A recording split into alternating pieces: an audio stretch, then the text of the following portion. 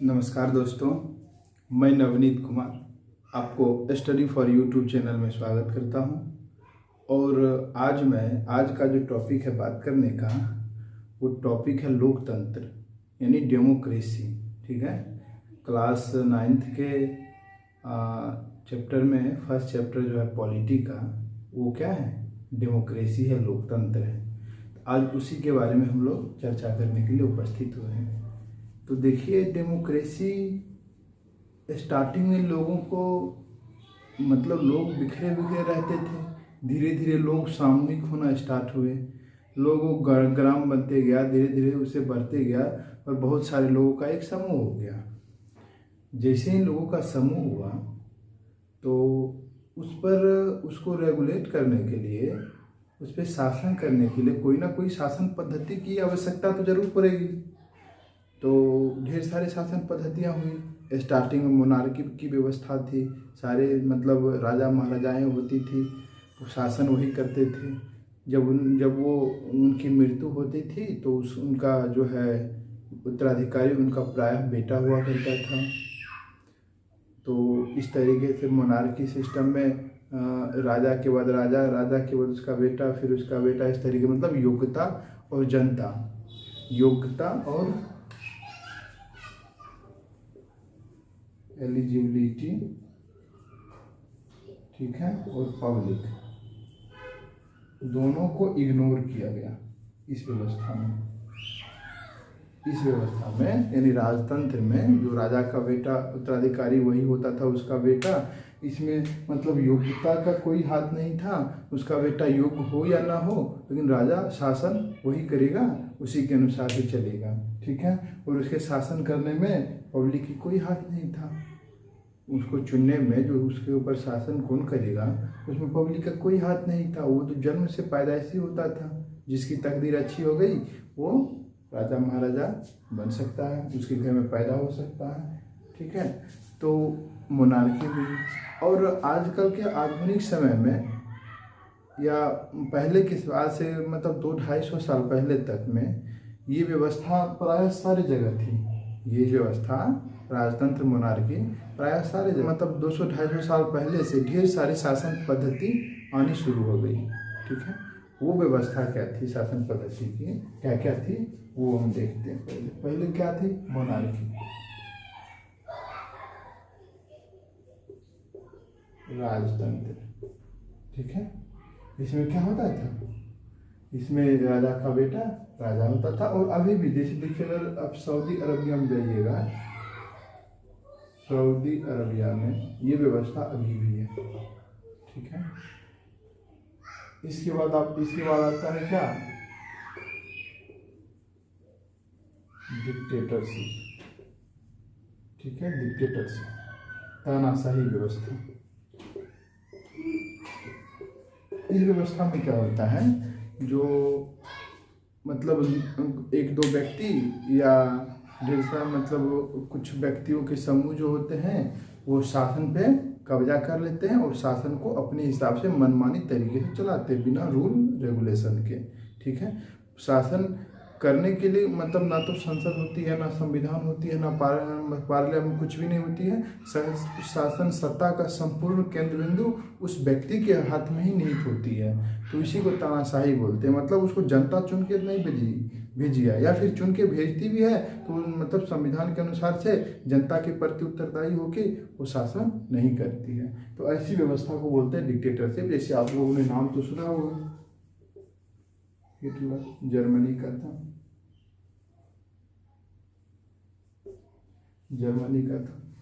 ये व्यवस्था था। इसके बाद तीसरा व्यवस्था होता है, एक होता है कम्युनिज्म, साम्यवादी। ठीक है, इस व्यवस्था में क्या होता है, जो एक पार्टी होती है और उस पार्टी के नेता ही सत्ता चलाते हैं। ठीक है, अगर कभी चुनाव भी होना है तो उस पार्टी से ही चुनाव होना है, कोई दूसरा पार्टी नहीं होती है।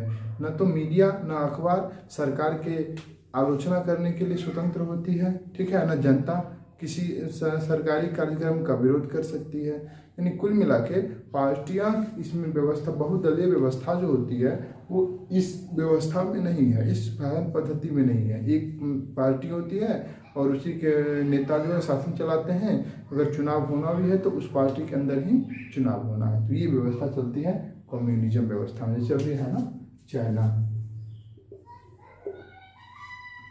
इसमें अभी भी साम्यवादी व्यवस्था, कम्युनिज्म व्यवस्था, पार्टी एक ही पार्टी होती है, दूसरे पार्टी को इसमें चुनाव लड़ने के लिए मतलब उस पार्टी की सदस्यता ही लेनी पड़ती है, किसी और पार्टी की सदस्यता नहीं लेनी पड़ती है। इसके बाद एक व्यवस्था है रिपब्लिक।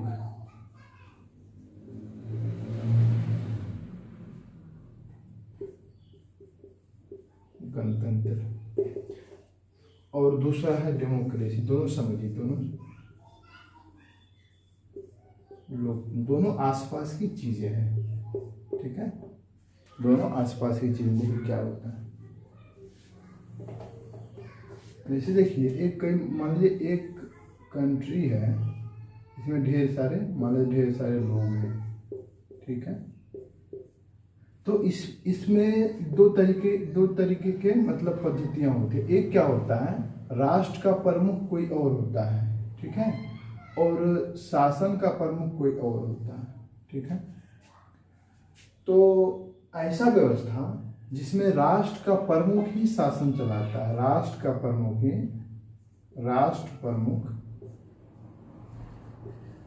ही शासन चलाता है, मतलब उसी खुद वो राष्ट्र का प्रमुख है और शासन प्रमुख भी एक ही व्यक्ति है। चुनाव इसी का होता है, इसी का चुनाव होगा। यानी क्या, शासन करने के लिए जो राष्ट्र का प्रमुख होता है वही शासन करेगा और चुनाव उसी का होगा, राष्ट्र प्रमुख का चुनाव होगा, ठीक है। तो ऐसी व्यवस्था को रिपब्लिक व्यवस्था कहते हैं, गणतंत्र व्यवस्था कहते हैं। लेकिन डेमोक्रेसी में क्या है, तो राष्ट्र का प्रमुख, इसमें देखिए यूएसए, अमेरिका, इसमें इसको राष्ट्र के प्रमुख को प्रायः प्रेसिडेंट कहते हैं, इसमें यूएसए में ये एग्जांपल है, रिपब्लिक है, इसमें राष्ट्र के प्रमुख का चुनाव होता है, नहीं प्रेसिडेंट का चुनाव होता है। यही प्रेसिडेंट शासन का भी प्रमुख होता है, इसी का चुनाव होता है। डेमोक्रेसी में क्या होता है, तो राष्ट्र के प्रमुख का चुनाव नहीं होता है, ठीक है। चुनाव किसका होता है, तो शासन के प्रमुख का चुनाव होता है। जो इस पे शासन करेंगे उसके प्रमुख का चुनाव होगा और ये जितने भी फैसले लेंगे ये प्रेसिडेंट के नाम से लेंगे, राष्ट्र के प्रमुख के नाम से लेंगे। नहीं, राष्ट्र का प्रमुख का चुनाव नहीं होता है, राष्ट्र का प्रमुख किसी और तरीके से बनता है, ठीक है, लेकिन शासन के प्रमुख का चुनाव होता है। और यही चुनाव, ये चयनित व्यक्ति जो होते हैं सारे फैसले प्रेसिडेंट के नाम से, प्रेसिडेंट की मतलब प्रेसिडेंट जो भी है राष्ट्रीय प्रमुख में जो भी व्यक्ति को बैठाया गया है उसके नाम से सारे फैसले लेते हैं। जैसे देखिए इंग्लैंड, इसमें क्या है, प्राइम मिनिस्टर शासन के प्रमुख हैं, ठीक है। इनका चुनाव होता है, ये व्यक्ति इलेक्टेड व्यक्ति होते हैं, ठीक है, और ये इलेक्टेड व्यक्ति होते हैं। और वहाँ पे जो राष्ट्र के प्रमुख है वो कौन है, महारानी।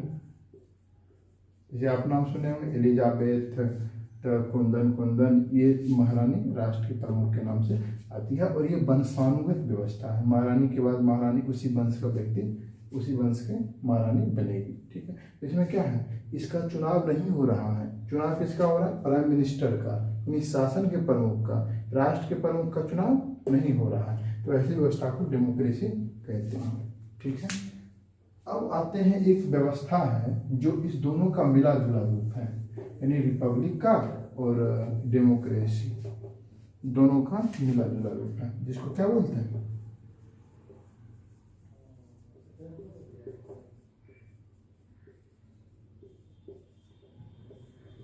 डेमोक्रेटिक रिपब्लिक कहते हैं इसको, ठीक है। इसमें क्या है, डेमोक्रेसी का भी है और रिपब्लिक का भी गुण है। यहाँ पे डेमोक्रेसी गुण होने का क्या मतलब है, ये शासन प्रमुख का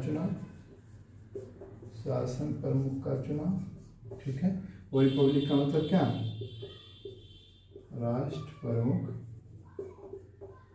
का चुनाव। दोनों का चुनाव होता है। ये डेमोक्रेटिक रिपब्लिक में ऐसे जो कंट्री से इंडिया भारत की स्थिति यही है, डेमोक्रेटिक रिपब्लिक है। इसमें प्रेसिडेंट जो राष्ट्र प्रमुख है और प्राइम मिनिस्टर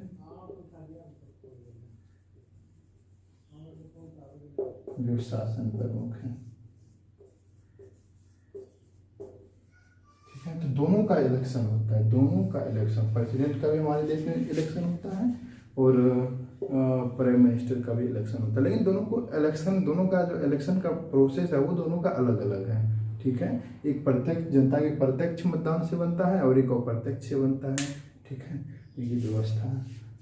तो आज हमको पढ़ना है यही डेमोक्रेसी के बारे में, क्या है डेमोक्रेसी। ठीक है, किन किन देशों में डेमोक्रेसी है, उसकी मतलब क्या विशेषताएं हैं, क्या उसमें आलोचनाएं हैं, क्या उसका पक्ष है, क्या उसका विपक्ष है, इसी क्या है।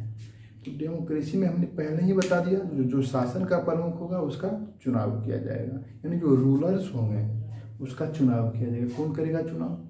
तो जिस पे वो शासन करेंगे, जहाँ की जनता पे वो शासन करेंगे, उसका चुनाव किया जाएगा एक निश्चित समय के लिए। उस निश्चित समय के बाद फिर से चुनाव किया जाएगा, फिर से नया व्यक्ति चुना जाएगा या पुराना व्यक्ति ही चुना जाएगा।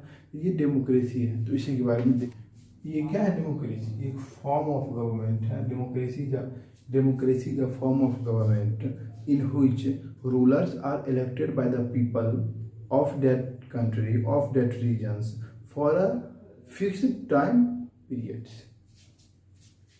Form of government in which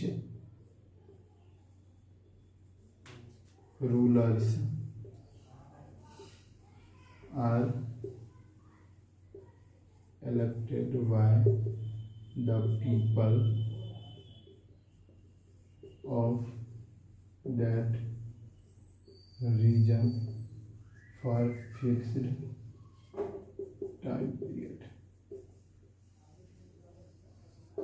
ठीक है, ये डेमोक्रेसी है, मतलब एक शासन पद्धति है जिसमें जो शासक होते हैं उनको एक निश्चित समय के लिए वहाँ की जनता के द्वारा चुना जाता है। यानी ये क्या है? एक शासन पद्धति है जिसमें शासक का चुनाव उस क्षेत्र के जनता के द्वारा एक निश्चित समय के लिए किया जाता है। यही क्या है आपका डेमोक्रेसी, यानी लोकतंत्र यही है। यानी शासन की पद्धति है जिसमें शासक को जनता चुनती है और उस क्षेत्र की जनता चुनती है एक निश्चित समय अंतराल के लिए। फीचर्स ऑफ डेमोक्रेसी यानी विशेषताएं लोकतंत्र की। ठीक है, तो सबसे पहला क्या होता है यहाँ पे? Free and fair electoral competition, यानी स्वतंत्र एवं निष्पक्ष चुनावी मुकाबला। सबसे पहला फीचर क्या है? इसमें स्वतंत्र और निष्पक्ष चुनावी मुकाबला होगा। ठीक है, इस व्यवस्था में क्या होता है? तो चुनाव करवाने के लिए 3 एग्जाम्पल देके आपको समझा रहे हैं क्या क्या व्यवस्था है। एक एग्जाम्पल लेते हैं इंडिया में क्या प्रावधान है। ठीक है, चाइना में क्या प्रावधान है, और एक और कंट्री लेते हैं मैक्सिको, क्या प्रावधान है। इंडिया में चुनाव का क्या प्रावधान है इसको समझने का प्रयास कीजिए। इसमें चुनाव करवाने के लिए एक इंडिपेंडेंट संस्था है जो सिर्फ चुनाव करवाने का कार्य करता है। ठीक है, जिसको क्या बोलते हैं? इलेक्शन कमीशन, जो सरकार के दबाव में नहीं रहती है, इलेक्शन कमीशन। ठीक है, जैसे ही चुनाव का समय आता है, प्राइम मिनिस्टर का इलेक्शन होने का समय आता है, इसने क्या करता है, सबसे पहले डेट फिक्स करता है, इस दिन चुनाव होना है। ठीक है, उससे पहले मतलब ढेर सारे मतलब इस डेट के लिए मतलब किस दिन नामांकन होना है। ठीक है, नॉमिनेशन भरना है, उसके बाद किस दिन मतदान होगा, इसके लिए डेट फिक्स वो करता है। कौन? तो ये इलेक्शन कमीशन। ठीक, तो उसके बाद जैसे ही डेट फिक्स होता है, उस डेट को क्या करता है, जो ढेर सारी पार्टियां हैं, पॉलिटिकल पार्टी जो है, पॉलिटिकल पार्टी अपने उम्मीदवारों का लिस्ट लेके क्या करता है, इसमें सबमिट करता है, उस उम्मीदवारों को इसमें एप्लीकेशन जमा करता है, तो ये उम्मीदवार यहाँ से खड़े होंगे। सारे उम्मीदवार जाके क्या करते हैं, इलेक्शन कमीशन में अपना नॉमिनेशन फाइल करते हैं। ठीक है, जैसे मान लीजिए इस पार्टियों में, जैसे मान लीजिए बीजेपी हो गया, कांग्रेस हो गया, टीएमसी हो गया, एसपी हो गया,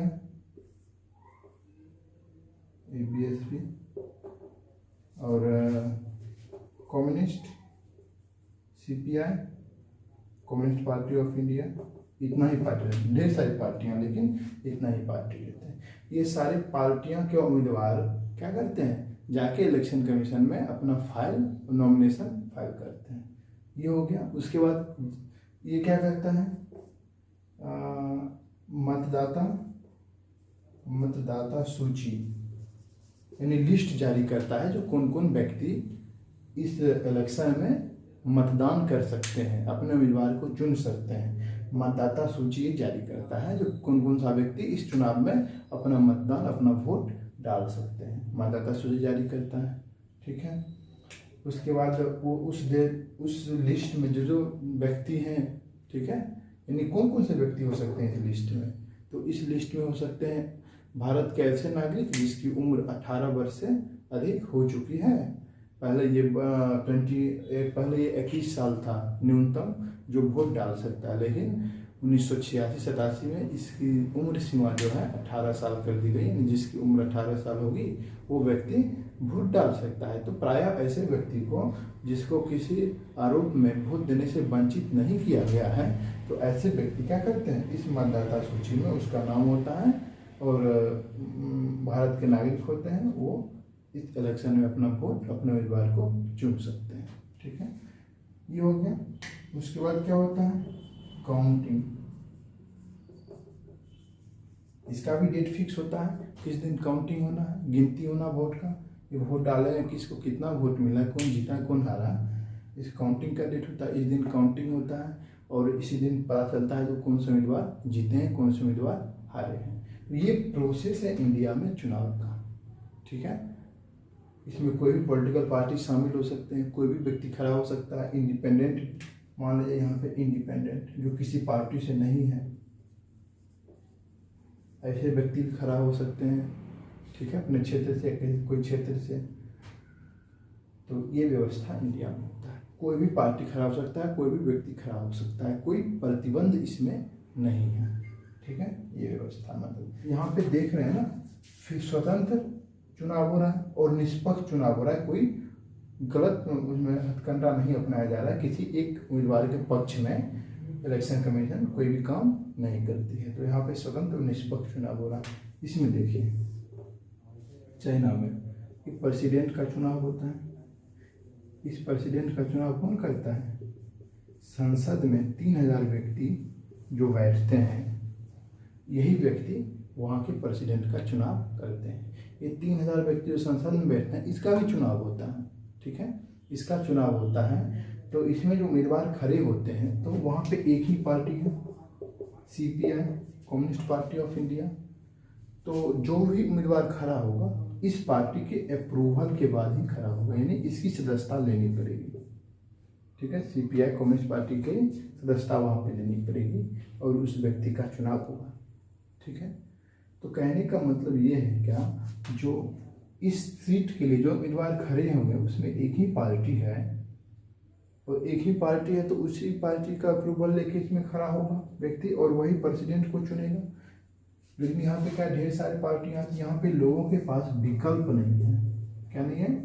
विकल्प नहीं है जो इसके अलावा किसी और पार्टी के उम्मीदवार को वोट डाल सके।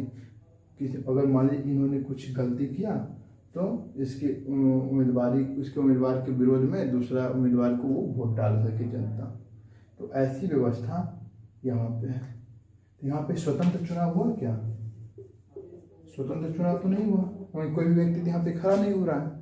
खड़ा होने के लिए इस पार्टी का होना जरूरी है। निष्पक्ष चुनाव भी नहीं हो रहा क्योंकि यहाँ पे कोई स्वतंत्र संस्था नहीं है चुनाव करवाने के लिए, ना कोई इलेक्शन कमीशन, मतलब स्वतंत्र नहीं है, सरकार के अधीन जो चुनाव करवाते हैं तो स्वतंत्र नहीं है। तो यहाँ पे स्वतंत्र और निष्पक्ष चुनाव नहीं होता है क्योंकि चुनाव का माहौल जो है एक पार्टी के पक्ष में बनाया जाता है, तो निष्पक्ष चुनाव यहाँ पे नहीं हो पाता है।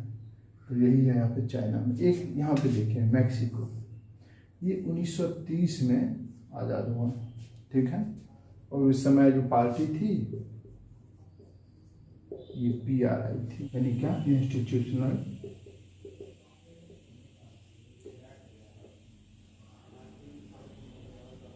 रिवोल्यूशनरी पार्टी, यानी 1930 से लेके और ये 2000 तक कंटिन्यूस 70 ईयर यही पार्टी सत्ता में रही। हर एक 6 साल में चुनाव होता था, लेकिन चुनाव तो होता था और हर बार यही जीतता था। इसके 2 कारण हो सकते हैं, या तो ये अच्छा काम कर रहा है, बहुत अच्छा काम कर रहा है, जिसके कारण लोग इसी को चुन रहा है, दूसरे उम्मीदवार को नहीं चुन रहा है, ठीक है। और दूसरा क्या हो सकता है, तो ये सही ढंग से चुनाव ही ना करवाए। 2 कारण हो सकते हैं। पहला कारण तो मुझे संभव नहीं लगता वैसा हो सकता है, जो 70 साल से कोई काम करे और उसमें कोई गलतियां ना हो, कोई खामियां ना हो, जनता 70 साल के बाद भी उसको पसंद करता रहे, ऐसी व्यवस्था तो नहीं लग रही है। जो शासन में रहेंगे गलतियां उसमें होगी, लोग कुछ ना कुछ नाराज़ होंगे, कुछ ना कुछ पॉलिसी से कोई ना कोई लोग नाराज़ होंगे, तो ऐसी व्यवस्था तो ये तो संभव है नहीं। दूसरा में क्या है, जो अच्छे से चुनाव ना करवाए, निष्पक्ष चुनाव ही ना करवाए, तो यही व्यवस्था यहाँ पे होती है। यहाँ पे क्या होती है, 6 ईयर में 6 साल में क्या होता है, चुनाव होता है। यहाँ पे जो विपक्षी पार्टियां होती है,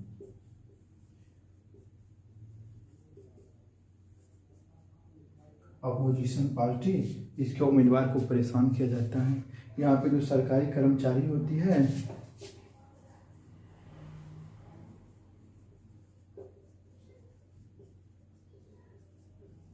जो गवर्नमेंट एम्प्लॉय होती है, उसको इस पार्टी के बैठक में उपस्थित होना अनिवार्य है। इस पार्टी के पक्ष में चुनावी माहौल बनाना अनिवार्य है। जैसे जो अध्यापक होंगे अपने बच्चों से बोले, अपने बच्चों के माता पिता से बोलेंगे इस पार्टी को वोट डाले। नहीं, जो सरकारी कर्मचारियां होंगी वो इस पार्टी के फेवर में काम करेंगे, ठीक है। ये व्यवस्था थी। उसके बाद मीडिया, अखबार ये स्वतंत्र मतलब नहीं थे, ये इसकी आलोचना नहीं, इसके कामों की आलोचना नहीं करते थे, उल्टी ये विपक्षी पार्टियां की आलोचना करते थे। ये व्यवस्था थी यहाँ पे मैक्सिको में थी। यहाँ पे क्या होता था, निष्पक्ष चुनाव नहीं होता था, ठीक है।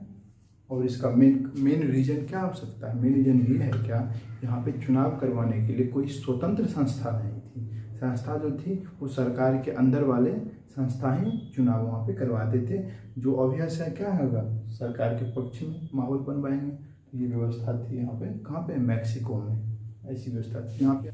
ये देखिए पहला इसकी विशेषता क्या है, लोकतंत्र होने के लिए free and fair electoral competition, स्वतंत्र और निष्पक्ष चुनावी मुकाबला होना चाहिए, डेमोक्रेसी का पहला फीचर्स है।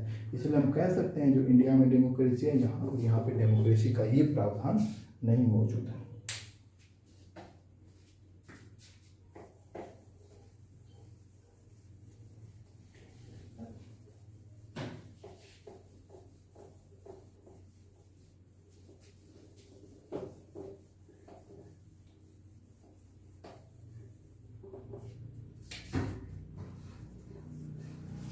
दूसरा प्रावधान क्या है,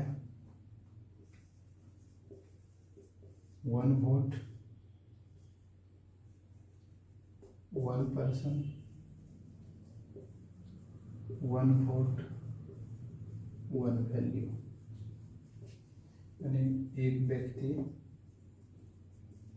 एक ही वोट डाल सकता है और उसका मूल्य जो है एक समान होगा औरों की तुलना में, समान मूल्य का।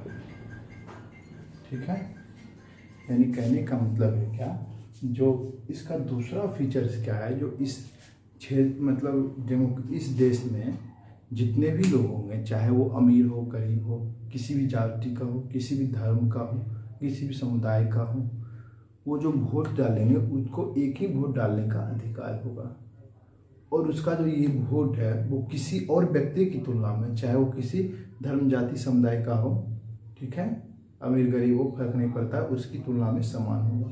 यानी कहने का मतलब है क्या, हमारे देश में जो अमीर व्यक्ति, जैसे अंबानी मान लीजिए, अडानी मान लीजिए, ठीक है, टाटा मान लीजिए, तो ऐसे व्यक्ति जो अमीर हैं उसको भी एक ही वोट डालने का अधिकार होगा, और जो गरीब लोग होंगे उसको भी एक ही वोट डालने का अधिकार होगा।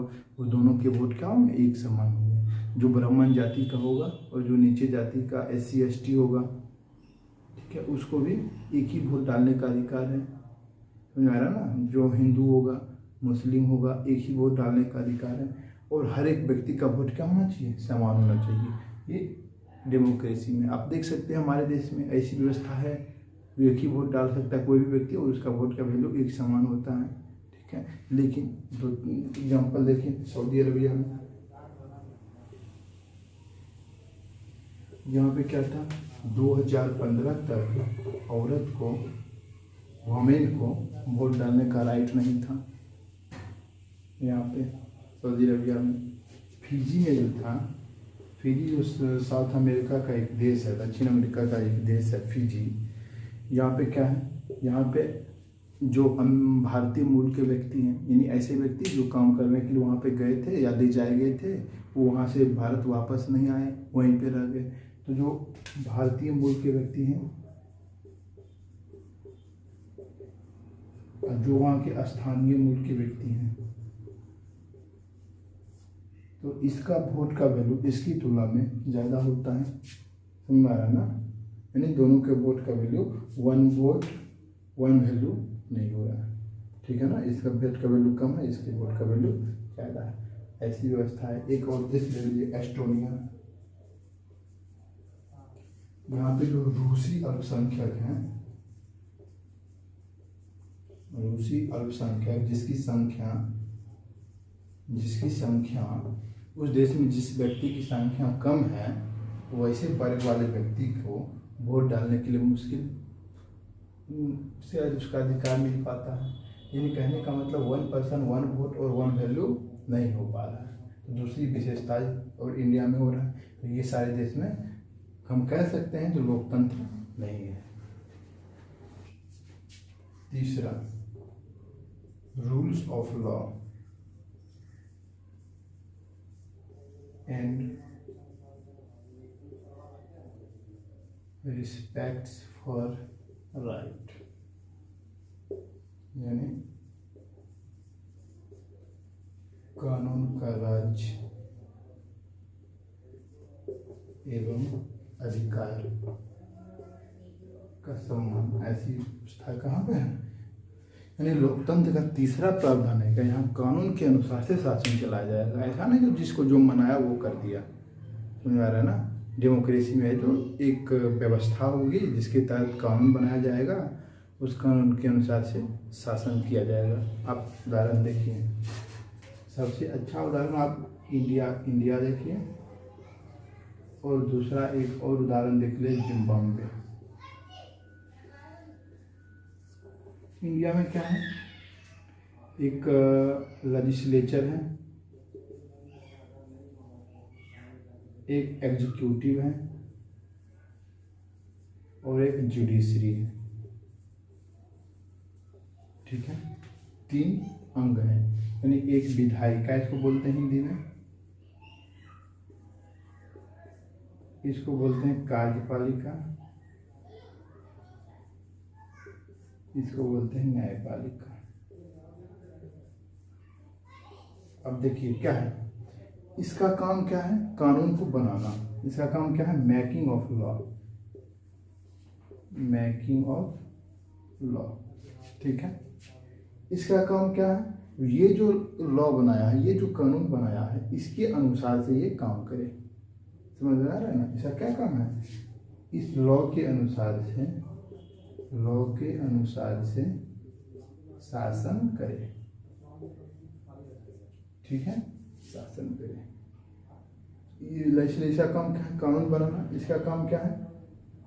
उस कानून के अनुसार से शासन करे। और इसका काम क्या है? अगर ये कार्यपालिका इस कानून के अनुसार से काम नहीं करवाता है, इसको क्या करे? न्याय करे। इसके अनुसार अगर ये नहीं करवाता है तो इसको बर्खास्त करेगा। इसके द्वारा फिर से बोलेगा नहीं, तुम नहीं कर रहे हो, तुम उस लॉ के अनुसार से काम करो। यानी ये कानून बनाएगा, ये कानून के अनुसार से काम करेगा। अगर ये मनमाने ढंग से काम करने लगता है तो इसको दंडित करने का अधिकार इसको है।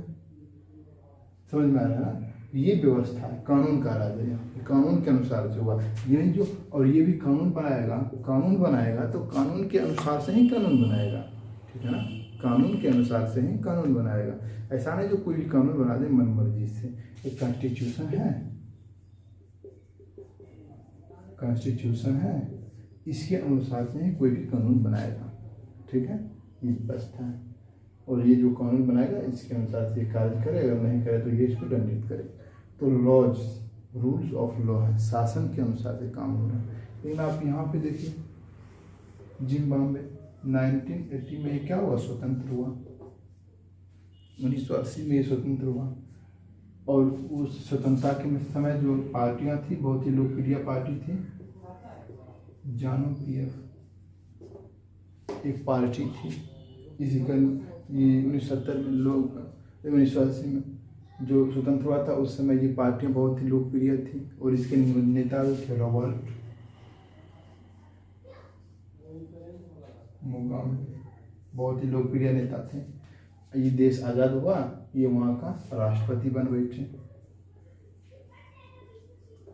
अब राष्ट्रपति बन बैठे तो ये इन्होंने जो ऐशो आराम देखा, जो व्यवस्थाएं की थी, मतलब 10 नौकर इधर 10 नौकर इधर, ये खाना वो खाना, जो भी पहनना, आराम से होना, यानी विलासितापूर्ण जीवन इनको मिलना शुरू हो गया।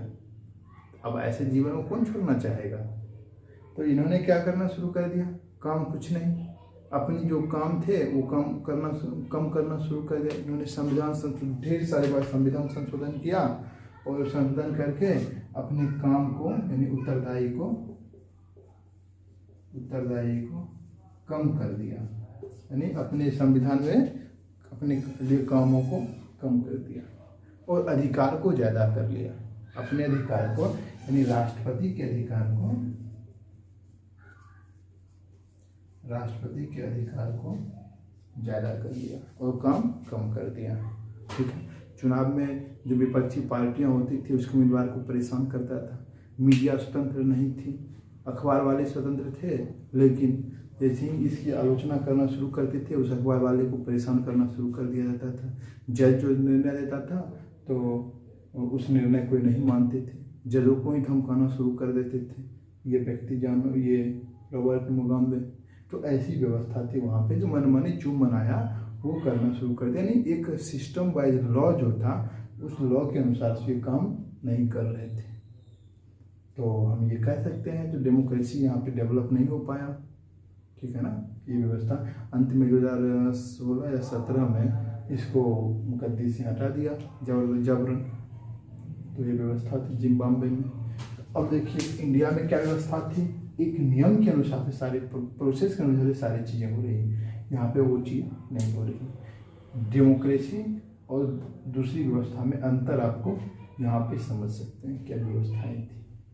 ठीक है, तो ये है व्यवस्था।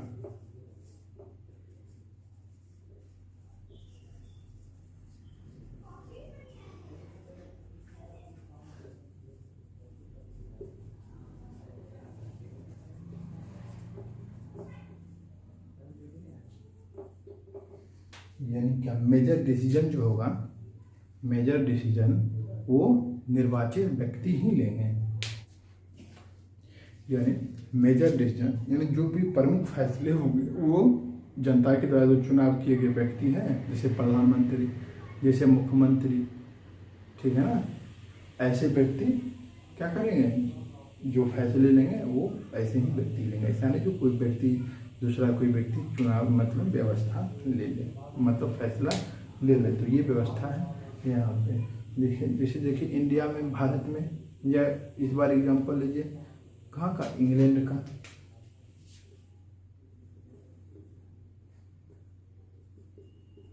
इंग्लैंड का इसमें शासन करने वाले व्यक्ति कौन है, प्राइम मिनिस्टर।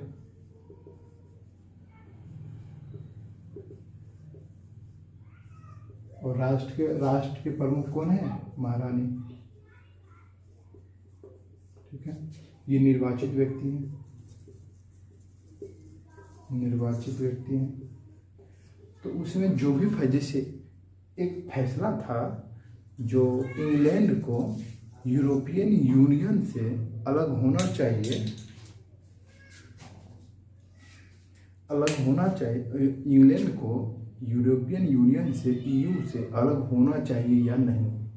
एक उदाहरण लेके ये समझते हैं। ये फैसला था। अब ये फैसला, ये तो निर्वाचित व्यक्ति हैं, ये क्या है, गैर निर्वाचित व्यक्ति हैं। ठीक है, तो इनको तो इसमें कोई हस्तक्षेप करने का कोई अधिकार नहीं है। ठीक है ना, ये फैसले नहीं ले सकते तो क्या करना है। तो ये जो थी फैसला था, जो ब्रेग्जिट उसको बोलते हैं, ब्रिटेन को यूरोपियन यूनियन से एग्जिट होना है तो इसको ब्रेग्जिट बोलते हैं। तो ये ये फैसला कौन लेता, प्राइम मिनिस्टर वहाँ का लेता। लेकिन प्राइम मिनिस्टर इस पर फैसला नहीं लिया।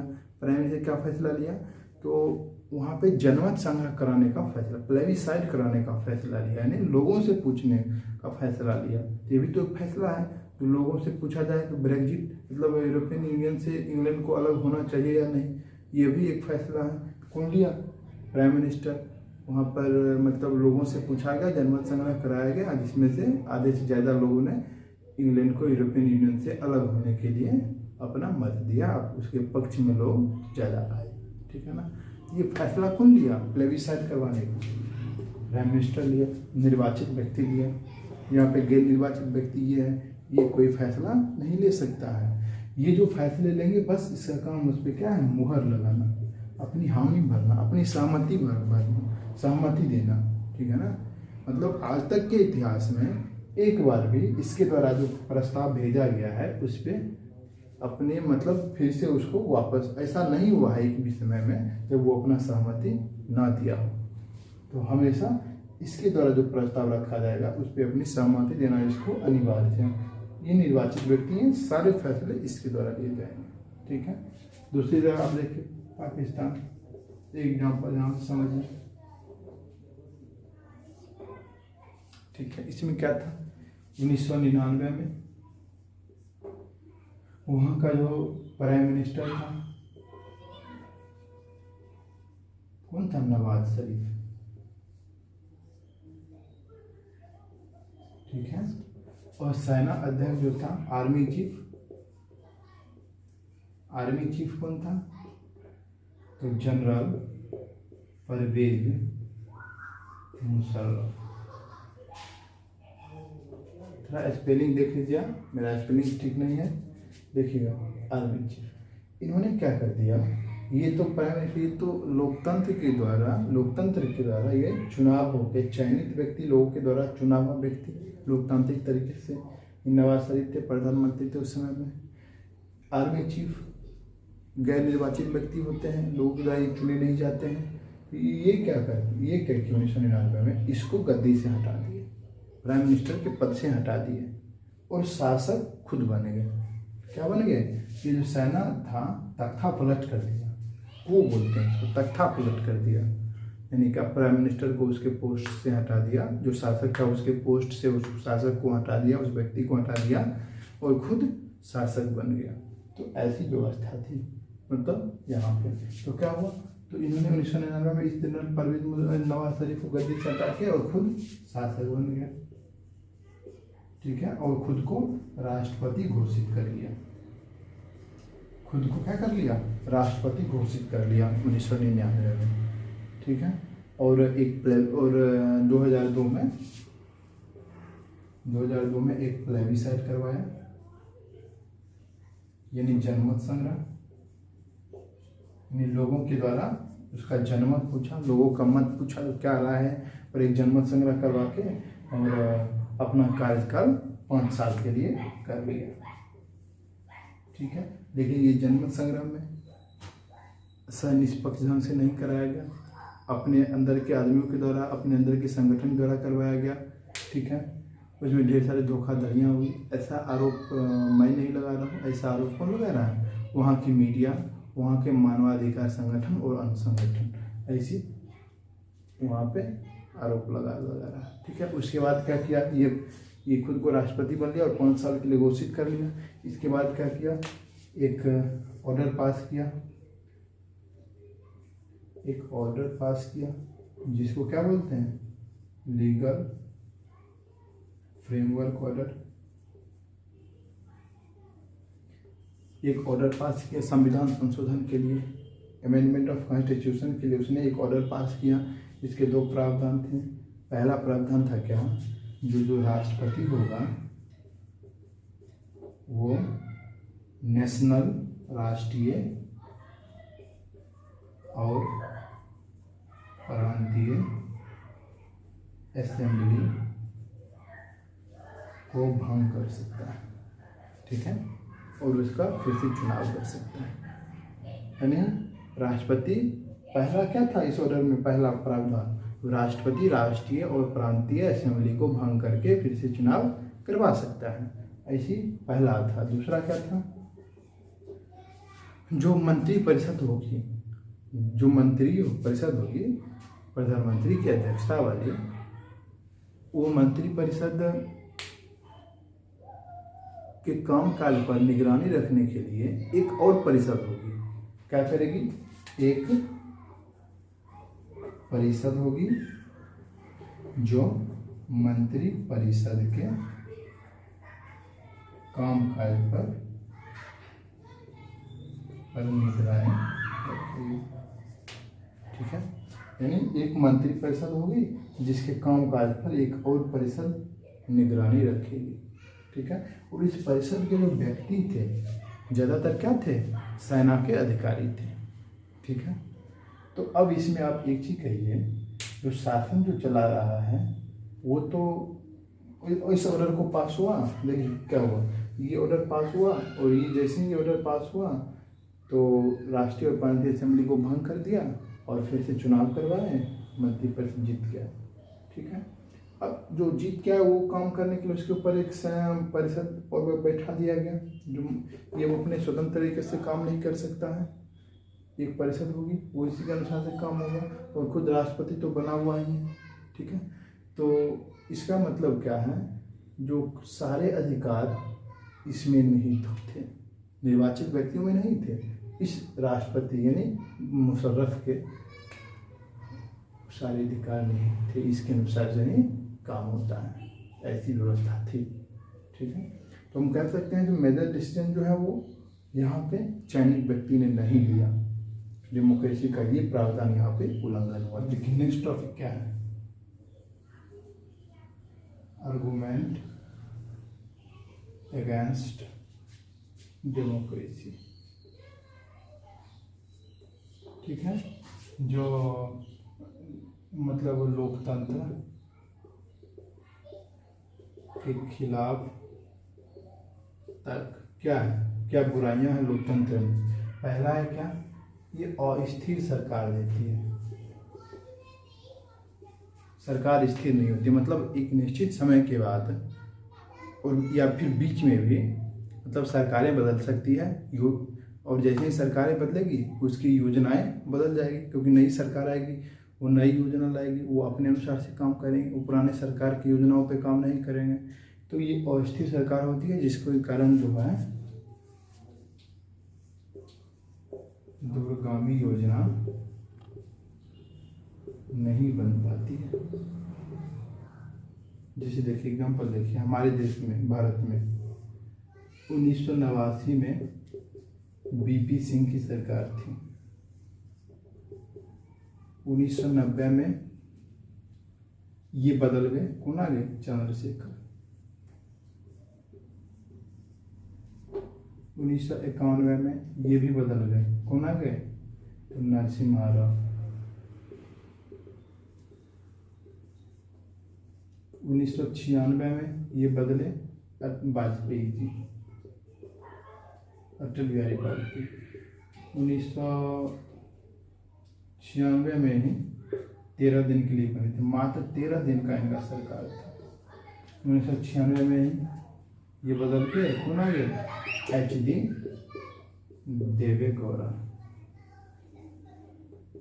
1997 में ये भी बदल गए, IK गुजराल। 1998 में ये बदल गए फिर से वाजपेयी, अटल बिहारी वाजपेयी। 1999 में फिर से इनका सरकार खत्म हुआ और फिर से चुनाव हुआ, तो यही व्यक्ति फिर से बने किया, फिर से नई सरकार बनी। यानी कहने का मतलब है कि आप देखिए 1989 से लेकर 1999 यानी 10 साल में कितने सरकार? 8 सरकार बदले। ठीक है, 8 सरकार बदले। नहीं, ये एक अस्थिर सरकार रहती है जो कुछ समय में वो सरकारें बदल जाती है। जैसे सरकारें बदल, अब देखिए ये इनके द्वारा चालू किया गया योजना पे ये काम नहीं करेंगे, ये अपना योजना चलाएंगे, ज़्यादातर समय में प्राय यही होता है। ठीक है, इसके क्योंकि हर व्यक्ति का शासन करने का अलग तरीका होता है, अलग सोच होता है, अलग विचार होता है। समझ में आया ना? ये अलग अलग इस तरीके से एक अस्थिर सरकार देती है, और जिसके कारण से जो दूरगामी योजना, ऐसी योजना जिसका परिणाम 20 साल के लिए हो, 25 साल के लिए हो, तो ऐसी योजना लागू नहीं हो पाती है यहाँ पे ऐसी व्यवस्था में।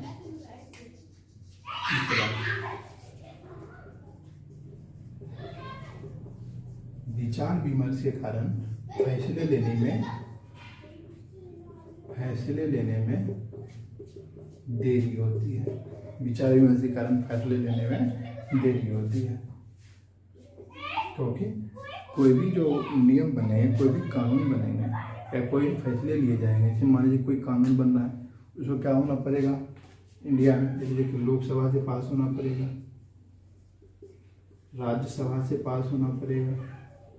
पास कैसे होंगे? लोकसभा से पास होने नहीं, पहले वो प्रस्ताव प्रवेश किया जाएगा, बिल लाया जाएगा, उस बिल पर विचार किया जाएगा। अगर उसमें कुछ खामियां है तो उसको संसदीय कमेटी के पास भेजी जाएगी। वो कमेटी संशोधन करके बिल को वापस भेजेगा, उस पर विचार होगा, वो पास होगा, राज्यसभा में जाएगा, यही प्रोसेस राज्यसभा में होगा। इसके बाद राष्ट्रपति के पास जाएगा, राष्ट्रपति उस पर सहमति दे देते तो कानून बनेगा। अगर पुनर्विचार के लिए फिर इसके पास भेज देता, नहीं आप इसमें कुछ पुनर्विचार कीजिए, तो फिर से लोकसभा में पास होना पड़ेगा, फिर से राज्यसभा में पास होना पड़ेगा, फिर राष्ट्रपति के पास आएगा, तो जाके ये कानून बनेगा। यानी विचार विमर्श में फैसले लेने में देरी होती है। ठीक है, ये व्यवस्था है यहाँ पे। चौथा, खर्चीली व्यवस्था है। बताइए, इतने सारे इलेक्शन होते हैं, इलेक्शन में खर्चा होता है, तो जितना बार इलेक्शन होगा उतना बार खर्चा होगा। ज़्यादा इलेक्शन होता है इस व्यवस्था में, हर समय एक निश्चित समय के बाद या बीच में भी इलेक्शन हो जाता है, ये कारण इसमें खर्चा बहुत ज़्यादा होता है। तो ये व्यवस्था यहाँ पे खर्चीली व्यवस्था यहाँ पे है। ठीक है, यह लोकतंत्र के अगेंस्ट मतलब खिलाफ। तो सबसे पहला है क्या?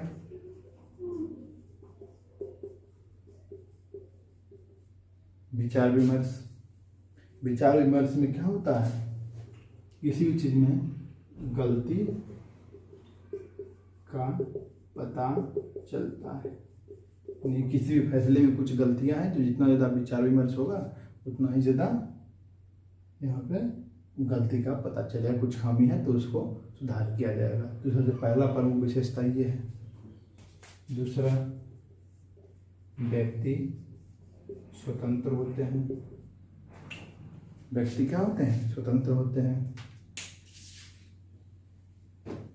व्यक्ति स्वतंत्र होते हैं, उस पर कोई पाबंदियां नहीं होती है।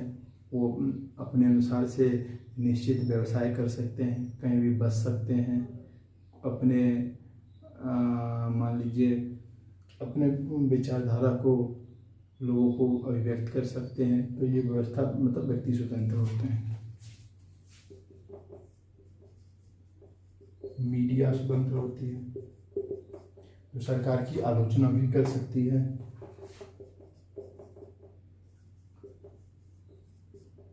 कानून के अनुसार से राज चलेगा, अनुसार शासन होगा, मनमाने ढंग से शासन नहीं होगा। यानी क्या हो गया, तानाशाही वाली व्यवस्था यहाँ पे नहीं होगी। और क्या होगा, जो सरकार को हमेशा उत्तरदायी सरकार होगी।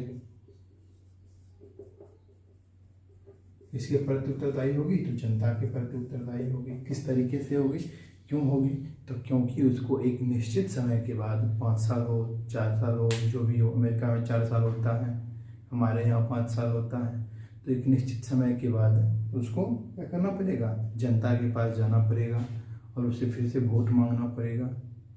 तो जनता को अगर उसका शासन अच्छा लगे तो ही जनता उसको फिर से वोट देगा। अगर वो अच्छा शासन ना कर पाए तो वोट उसको जनता नहीं देगा।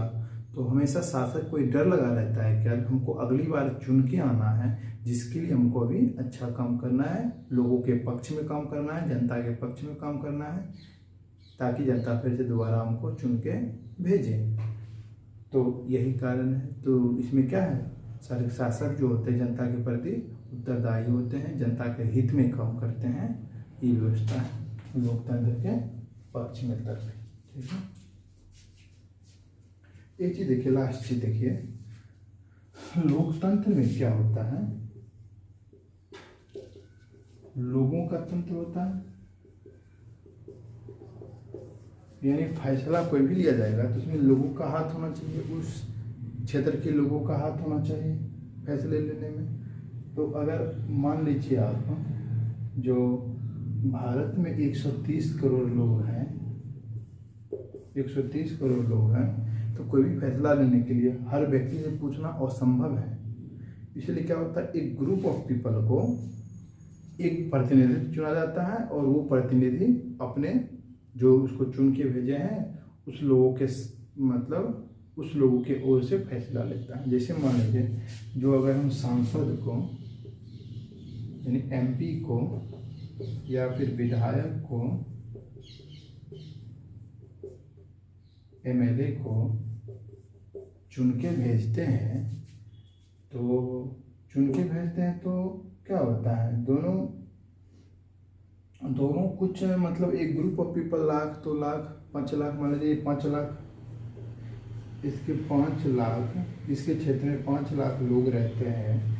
ये 5 लाख लोगों की तरफ से ये एक व्यक्ति फैसला लेने के लिए अधिकृत है। ठीक है, ये मान लीजिए 2 लाख, 2.5 लाख, मान लीजिए 2 लाख, ये 2 लाख इसके क्षेत्र में रहते हैं। इसके चुनाव में 2 लाख व्यक्ति ने वोट डाला है। 2 लाख लोगों की तरफ से ये क्या कर सकता है, कोई भी फैसला ले सकता है। तो ये एमएलए, इस तरीके से हम कर सकते हैं। जो लोकतंत्र जो है ये क्या है, प्रतिनिधि वाली सरकार है, यानी प्रतिनिधित्व वाली सरकार है लोकतंत्र। ठीक है, तो ये चैप्टर यहीं पे ख़त्म होता है। आगे फिर नेक्स्ट चैप्टर जो है क्या, मेकिंग ऑफ कॉन्स्टिट्यूशन, यानी हमारा संविधान कैसे बना, तो इसके बारे में पढ़ेंगे आगे।